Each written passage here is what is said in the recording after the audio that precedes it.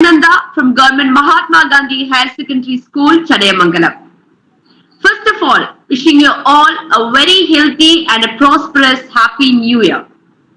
At this New Year Eve, we all are here to listen to the 87th session of Language Acquisition Program, which we are conducting as a Shelley tribute.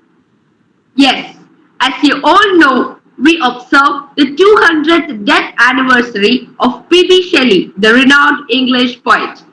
As a part of it, EGA, English Graduates Association, is conducting a Shelley tribute tonight.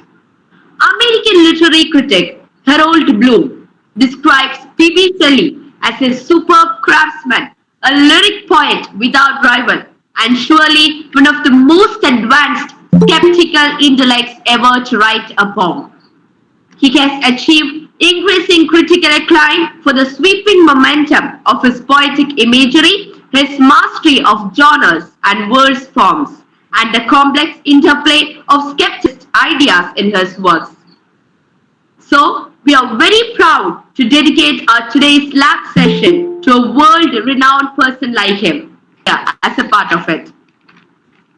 Before starting an event, we need the blessings of Almighty. For that, I would like to invite Fatimat Fida from RGMHSS Mokedi for prayer. Light a candle for peace, light a candle for love, light a candle that shines all the way around the world. Light a candle for me, light a candle for you, that our wish for world peace will one day come true.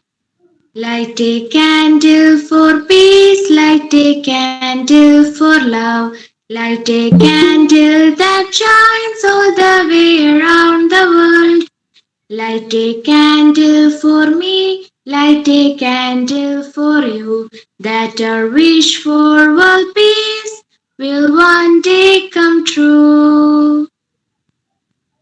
Sing peace around the world. Sing peace around the world. Sing peace around the world. Sing peace around the world. Light a candle for peace, light a candle for love, light a candle that shines all the way around the world. Light a candle for me, light a candle for you, that our wish for world peace will one day come true. Thank you. Thank you, Fatimat.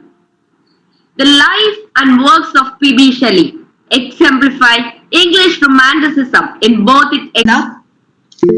A very good evening to one and all. I am Archana Pradeep from Class 8 studying in GMHSS, Vinayarmood.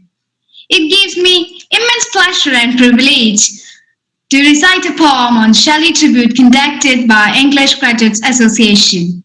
So tonight I'm going to recite the poem Mutability by Percy Bysshe Shelley. Percy Bysshe Shelley was one of the major English Romantic poets. He was born on 4th of August 1792. He is a well-known poet, dramatist, essayist, and novelist. Shelley is best known for his lyrics and revolutionary spirit. His first novel was Setrosi. On 8th of July 1822, Shelley drowned in a sudden storm on the Gulf of Specia while returning from Leghorn to lyrics in his sailing boat, the Don Juan. And now, let's get into the poem. They are the clouds that veil the midnight moon. How restlessly they speed and gleam and quiver, streaking the darkness radiantly, yet soon night closes round and they'll all lose forever. Or like forgotten lies, as the sun and strings give various response to each varying blast. To a frail frame no second motion brings, one mood or modulation like the last. We rest, a dream has power to poison sleep. We rise, one wandering thought, pollutes the day. We feel, conceive or reason, laugh or weep, embrace fond woe or cast or carries away. It is the same, for be it joy or sorrow, the path of its departure still is free. Man's yesterday may now be like his morrow, naught may enter but mutability. So I would like to wish you all a very happy new year. Thank you and good night. Thank you, Archana. Then I'm inviting Deepak Arun from GHSS Tevanur for the welcome speech. Thank you, Arnanda. Respected persons, teachers, parents, and my dear friends. Good evening. It's a very wonderful evening today, isn't it? The crescent moon in the night sky, and those beautiful beams of moonbeams just coming down to earth like rain. Really beautiful, isn't it? Now, what's making me think like this? What's making me say things like this? Well, perhaps it's those poems that I read of Shelley's that's igniting my imagination right now. Perhaps it is that. Because his poems are really beautiful. So beautiful, in fact, that you may forget everything for a second or two and be in that thought. Anyway, let's stop that right there. The 87th session of the English Association's Language Acquisition Program is being held here tonight. And classes were conducted here by many eminent persons. The things we got from that, like the knowledge and all, and how much it helped us improve our language. These are things that we should remember. Now, all who lead this program from the front are to be congratulated for how hard they work. Now, today's lab is especially unique. Let's say for two reasons. First of all is that we are paying tribute to Shelley, Percy Bysshe Shelley, as we're passing 200 years after his death. He was a really great poet and many other things as well. Now, the second reason is that today's lab is not a class but also talk. And it's a new year. So there's a lot of reasons for this lab to be so unique among the tens and thousands of that we have done. So yes, it's going to be really special today. Anyway, the task assigned me here today is to welcome everyone gathered here to today's lab. So please allow me to get to that. Now, Gopi Couture sir, who has accepted to inaugurate tonight's lab, should be welcomed first. Now, Raghavaji Nair sir, aka Gopi Couture sir, hails from Trivandrum. He started writing poetry from school college level and received the British Council's All India Special Poetry Award in 1997. Now, his poem, Father Wakes in Passing, won him much praise. This poem about a dying father also landed him a residence at Germany's Augsburg University. He has also proved his skills as a dramatist, writing several plays, including a radio play about John Keats' dying days. And I believe that his presence today as a dramatist, a poet, and a novelist will be an excellent addition to this great program called Lab. I welcome Gopi Couture sir to this program. Welcome, sir. Thank you. Thank you for your nice talk. And a very happy new year to all my young friends, to all the organizers of this show. And it's very enlightening to be with you and to share my Sir, small... Can you hear Sir, me? Yes. You can't hear me? Thanks. yes, sir. In the given the inauguration time, sir, he's continuing his welcome speech. Oh, I thought he had finished. I'm so sorry. He does have a definite time, sir. Go ahead. No problem. Shall I go on, sir? Pardon me? Shall I go on, sir? Please do. Please do. I thought you had ended it because you welcomed me, and so I thought you had ended it. Okay, Yes, he will be given a definite time, sir. Definitely. No, that's okay. That's okay. Sir. I go on. Now, Dr. Now, Dr. Prabha P K entered service as a Tapalam post assistant in 1981. She worked as a teacher at Guruvayurappan College, studied service in 1987 all the way to 2018. She is now working as a resource person in various institutions. Now, Sri Krishna Nambudari's scientific thought series in chemistry and many other books have been translated by her. She has attended many seminars at both national and international levels, and she is also a very active member of chemistry. I welcome Dr. Prabha P K to tonight's session. Welcome, ma'am. A poet, a writer, an environmentalist, and a politician, Narayanan sir is also the beating heart of the well-known language acquisition program. I welcome Narayanan sir to the session. Welcome, sir. I welcome all teachers, including Balan sir, Johnson sir, Polo sir, and all who are participating and working behind this program to make it what it is. I welcome all of you teachers. Now, the one who will be presiding over the session is Pavitra PV of Jesus Paradanur. I welcome Pavitra PV to the session. Welcome, Pavitra. The anchor of tonight's session is Arinanda of GMGHS Chademagala. She's a great participant of lab and also a very good student. Her anchoring skills continue to amaze me. I welcome Arinanda to the session. Thank you, Deepak. Now, the one who did the prayer was Fatima Fida of RGHSS Okari, who did very beautifully and gives the blessing of the Lord to start the session. I welcome Fatima Fida to the session. Welcome, Fatima. Thank you. The one who will be doing the word of thanks is Rashmi Raj of GHS Paradanur. I welcome Rashmi Raj to the session. Welcome, Rashmi. Now, the ones who will be reciting poems of Shelley, like Prabha P K of GHS Tachangad, Archana Pradeep of GMHS Vinyarmod, SS Fage of GHS Tevenur, Ranjana Hari of Shantiniketan School Trivandrum, and Amana Furdos of GMGS Chademagala. I welcome all of them to tonight's lab.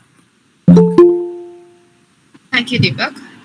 I would like to take a second to thank all those parents who help and promote their children to attend lab.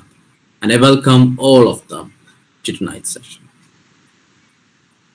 The participants of an educational program are what determines its success. Those aspiring participants to tonight's session. Welcome and thank you.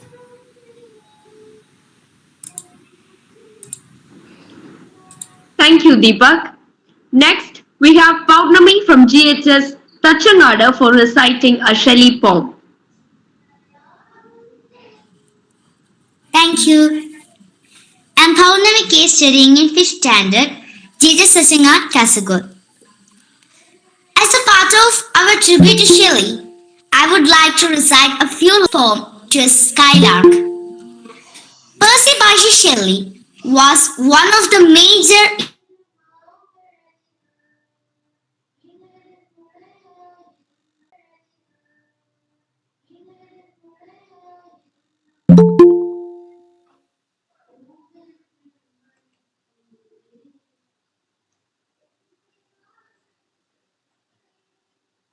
Paurnami? Hello?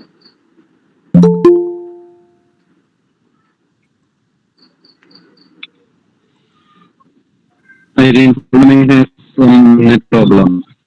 Sir. Okay, sir. I'll continue my anchoring. Next, I invite Pavitra PV from GHS's Paradanur for the presidential address. Thank you, Arinanda. Good evening, everyone. Respected chief guests, teachers, and all participants. Tonight we reached the 87th episode of LAP, Language Acquisition Program conducted by English Graduate Association. First of all, I wish everyone a happy and a prosperous new year. Tonight, we are blessed with the inaugurator, Sir Gopikrishnan Kotu. He is an Indian English poet. He is best known for his poem, Father Wake Us in Passing. He is also the founder editor of Quarterly Poetry, Journal Poetry Chain. And tonight's RP, Dr. Prabha P K Ma'am, retired Associate Professor, Samarins, Guruvayurappan College, Kozhikode. She has a main English language, literature and linguistics. Then our Ango, Arinda from GHSS Chademangalam. Next, Fatima Fida from RGMHSS Mokeri, who rendered beautiful prayer. Then Deepak Arun from GHSS Tevanu, who delivered marvelous welcome speech. Today, we are observing the 200th death anniversary of P.B. Shelley, the renowned English romantic poet. As a part of it, Archana Pradeep, Amana Firdos, Niranjana Hari, Paurnami, Bhagya will recite the poems of P.B. Shelley. And Rashmi Raj from GHSS Padanu, who supported to deliver vote of thanks at the end of the session. All the best for each and everyone. Thank you. Thank you, Pavitra. Then here is Bhagya from GHSS Tevanur for reciting a Shelley poem.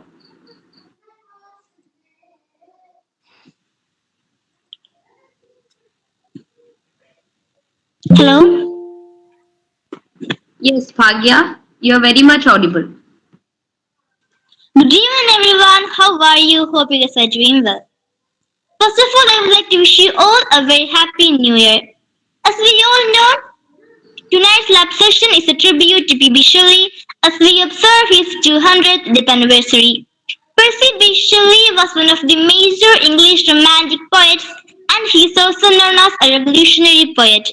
As we can see, his passionate search for social and personal justice, citing some lines from the poem Adonis. This poem is an elegy on the death of John Keats, who was Shelley's best friend. John Keats was a remarkable English poet of the second generation. So here's the poem, Adonis. I weep for Adonis. He's dead. Oh, weep for Adonis, though our tears cannot the frost which binds so dear ahead, and though sad hour selected from all years to mourn our loss, rose tapes cure, come pierced, and teach them thine own sorrow. Say with me, died Adonis, till the future dares forget the past. His fate and fame shall be an echo and a light unto eternity. Where wert thou, mighty mother, when he lay, when thy son lay, pierced by the shaft which flies in darkness? Where was Lord Urania when Adonis died? With veiled eyes, made listening echoes in her paradise. She said, while one with soft enamored breath rekindled all the fairy melodies with which like flowers that mock the course beneath. He had adorned and hid the coming bulk of death. Oh, weep for Adonis, he's dead. Wake, melancholy mother, wake and weep. Yet wherefore, quench within their burning bed thy fury tears, and let thy loud heart keep like his, a mute and uncomplaining sleep. For he's gone, where all things wise and fair descend or dream, not that the amorous deep will yet restore him to the vital air that feeds on his mute voice and laughs at our despair. But now, thy youngest, dearest one has perished, the nursling of thy widowhood, who grew like a pale flower by some sad maiden cherished, and fed with true love tears instead of dew. Most musical of mourners, weep anew, thy extreme hope, the loveliest and the last. The bloom whose petals nipped before they blew, died on the promise of the fruit, is waste. The broken lily lies, the storm is overcast. Thank you, good night. Thank you, Bhagya. And I'm sure that this 87th session of Lab will be a memorable one for all who gathered here. With a charismatic personality to inaugurate our session. And that is Mr. Gopi Krishnan Kotur, the renowned Indo-Anglian poet. With a great honor and respect, I'm inviting Gopi Krishnan sir for the inaugural address. Welcome, sir. Thank you. I was mentioning, it's a very memorable occasion for me to be with you young people. It takes me around 30, 40, 50 years in my life past, and to have young people like you knowing Shelley as a poet is a wonderful thing, because Shelley was not an ordinary poet. Even when you compare him with Keats, Keats was a person who was fully bound with poetry, and poetry was part of his writing and his sensuousness. And he was a kind of soft person when you consider a person like Shelley. Shelley was an indomitable spirit. No, even his life was very tumultuous. As you, I don't know, most of you would have read this poem, The Triumph of Life. Triumph of Life, yes. Where he says, on the storm of its own rushing splendor, a chariot moving on the storm of its own rushing splendor.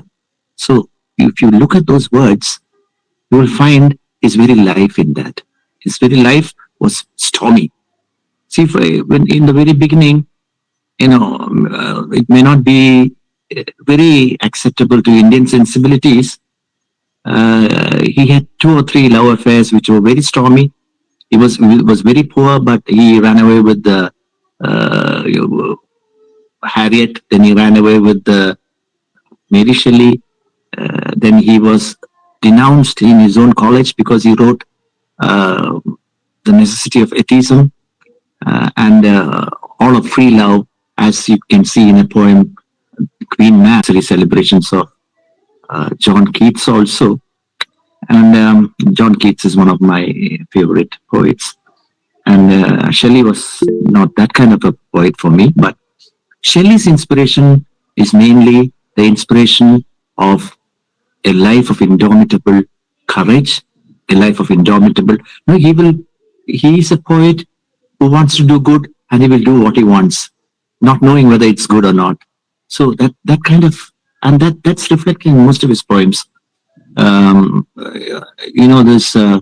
was influenced by the French Revolution and the ideals of equality, the ideals of justice, the principles of freedom in its utmost sense, in a poet like John Keats, for example. But if you take the lyrics of Shelley, you will find they dazzle. That a kind of dazzling effect is there when he speaks of the skylark as the blitz spirit, or when he speaks of our sweetest songs are those that tell of saddest thoughts, lines that will stay as long as there is English language. So, even his death, I have been to the Protestant cemetery where his heart is buried. Because on one side, at the corner, Shelley's heart is buried. On the other side, John Keats is buried in the same cemetery. It was a time of bad weather when Doan John, as somebody said, his boat, he was told not to go into the sea because of that itself is a statement of his personality, because he was told not to go into the waters, but he was returning from after meeting Byron and Leigh Hunt, who was the one who inspired both these poets in his Examiner and published them. And he also wanted to raise his boat. He used to go for, he had a big, good home in Lerici, that is the Bay of Lerici in Italy, and in the Gulf of Pisa. It's a beautiful mansion. If you look at the Google, you will find the mansion. Mary Shelley says that, the sea waves used to come up to the door. And it was here that he composed most of his famous poems. Poems like The Triumph of Life, which he left uncompleted because he died. Poems like The Ozymandias of Egypt.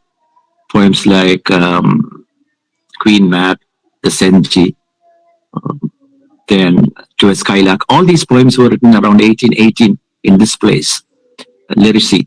It's a beautiful bay. It's a beautiful bay, and this house is still there. Any of you who gets a chance to go to Italy sometime in your life should surely go and meet, go and visit the Shelley house in Lerici, the house of Keats, where he passed away, near the Spagna. So both of these are in Italy, and it was that is the kind of difference that Shelley, from a poet like Shelley, youngsters like you who like to write must learn how to use language in such a way that it dazzles. The kind of the way it dazzles in the poems of Shelley. The use of language. If you read this Triumph of Life, or if you read poems like Skylark, musical, to put music into words, and when a man of such an indomitable spirit becomes as soft as a lyre, you can imagine the extent to which the personality moves from one end to the other. A stormy man who can come to the basics of poetry, who can write the best of poetry in such soothing words, in such soft words, like as I said before, I bleed on the thorns of life. I fall on the thorns of life. I bleed. Or the West Wind poem, yet maintains its diction. It maintains its caliber. It maintains its tone. And one small point is when Keats and Shelley used to talk to each other. Keats would say, "This man Shelley put a blame on Keats," and Keats said, "You should load every word, every rift with ore," he said, because that was the way Keats was working. So if any of you will write poetry, or any of you will be inspired to write again, you must catch them both and read through the poetry of both. They are beautiful examples of how poetry can be written in English. And when Shelley died, it was a month or so after his body was washed ashore, and his face, etc., was eaten away. And the only two ways in which they could identify the body was, he had you would know it, he had the latest book of the poems of Keats. Keats had died 1 year earlier in 1821, and this poet dies in 1822. So it was because of his dress, and it was because of his the pocket edition of John Keats in his pocket, that they could identify the body of Keats. And as I said, Mary Shelley used to, until her last days, she kept, Mary Shelley, who wrote Frankenstein, whose Frankenstein is perhaps more famous than the author. She used to keep his heart in a writing case, till the very end, until I think it was buried later in the Protestant grave in this thing. So what I'm saying is, these are the things that should be able to inspire you into when you write, when you want to relate yourself to poetry at any point of time. I always speak from the angle of young people who are interested in literature. I feel that they should try a hand in writing good poetry.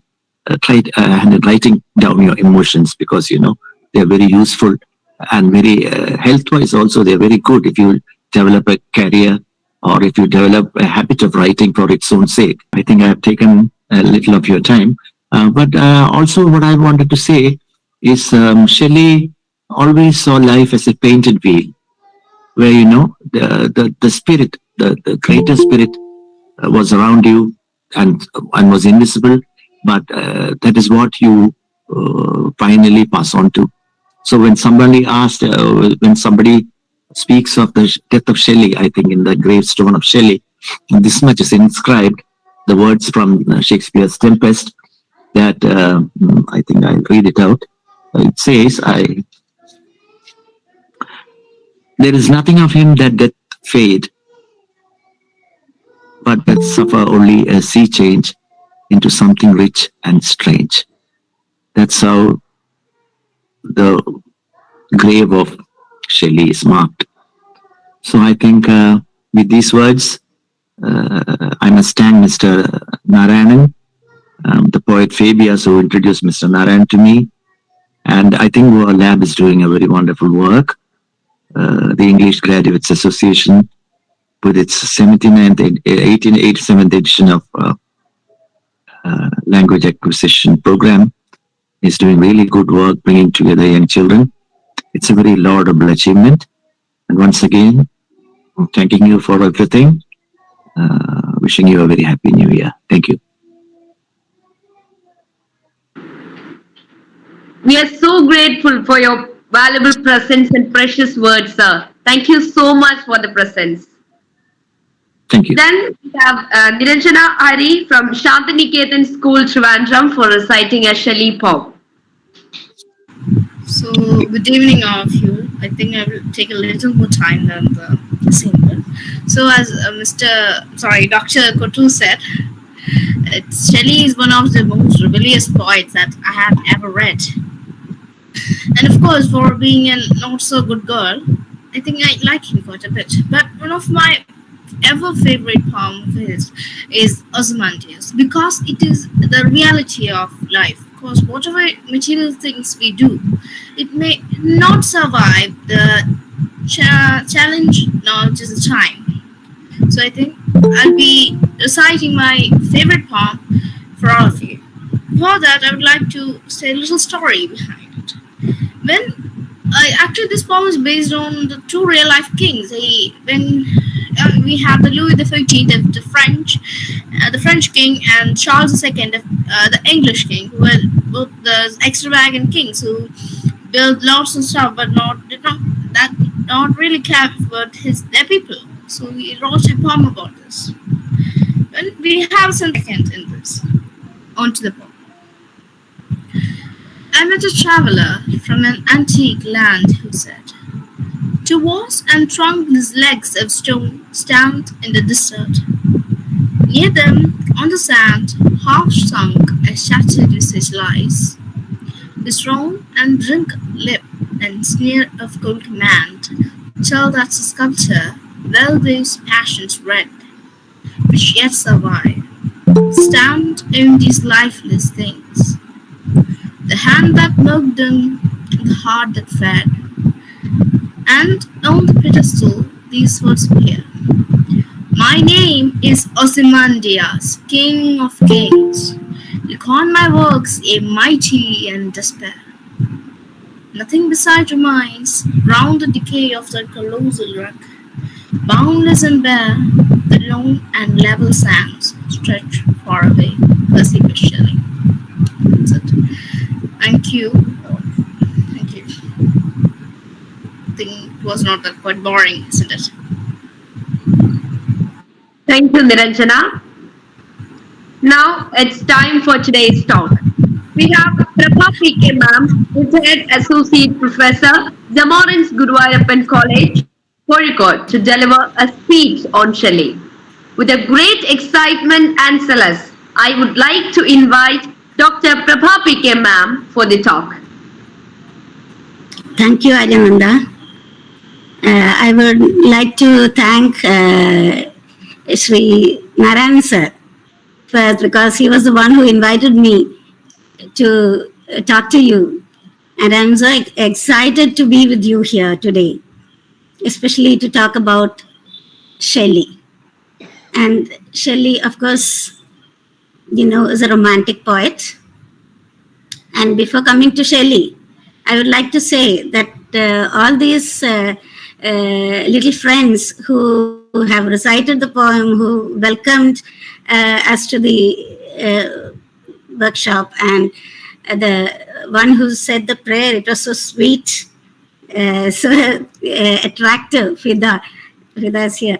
And Deepak also, ever smiling Deepak, welcoming. And I remember you are a good anchor. Okay. And I would like to be thankful for the presence of Sri Gopi Krishnan Kotur. I have not met him in person till now. I was I had not had the occasion to poet. I read from the bit that Narayan sir sent about Sri Kotur sir, and I read about the poem also. I didn't get a copy of the poem, of course, but still I find it very interesting that his poem about his father who was very sick and ill, and the one who is moving towards death, writing about such an occasion or such a moment in life.